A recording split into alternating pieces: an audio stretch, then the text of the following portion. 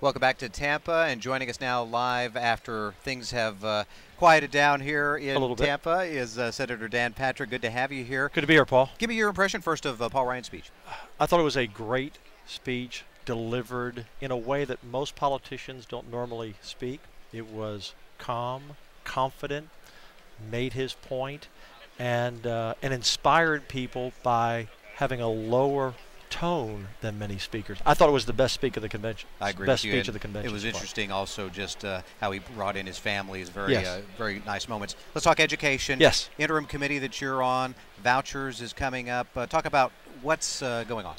Well, I did chair the subcommittee for vouchers and charters. We had a great hearing last week, experts from all around the country. And Condoleezza Rice, who also gave a great speech tonight, talked about education being the civil rights issue of our time, and I believe that. She talked about it's not where you come from in America, but it's where you're going, unless, she said, I know your zip code. Because if I know your zip code and you're in an area where there's a failing school, I know your chances to live the American dream are tough. And in Texas, we have about 550 campuses of our 8,000 that are listed as unacceptable. They teach about 310,000 students.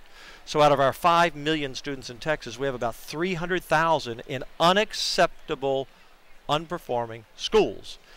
Those families, and I believe all families, should have the right to choose where they want to go to school. It sounds like critics are worried that maybe the neediest would be left out, that perhaps, I don't know how the voucher system would work, would there be enough for any family to be able to use a voucher and go where they want? Well, again, you shouldn't be locked into a poor performing school because that's where you happen to live. We do not have a plan that we're ready to unveil at this point. We still have months to go. There are lots of ideas, but I can assure you that we will have a plan, whomever brings that together. I know the Lieutenant Governor is supportive, the Governor is supportive. We're going to have a plan that is going to work for poor families and give all families an option. It is the ultimate right of every family and child to have access to a quality education. And it's not always about the money. It's about the governance and the type of education. And also for families that have children with disabilities. Some schools are terrific, and my wife's been a school teacher for many years. I support public teachers, school teachers, I support public education.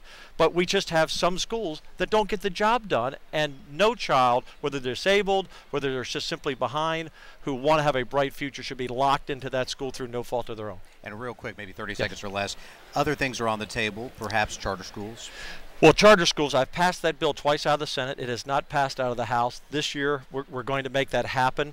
We need to give the commissioner the ability to close down the bad charters, and we have some bad ones, a small percentage, but we need to expand our charters. We've had the same number of charters in our cap for almost the last decade. We have great schools like KIPP and YES and others, and we need to bring more great ideas into our education system. It's a part of choice. Okay, Senator, good to see you. Thank you so Paul, much thank for you so joining much. us live. Good to see we you. appreciate it.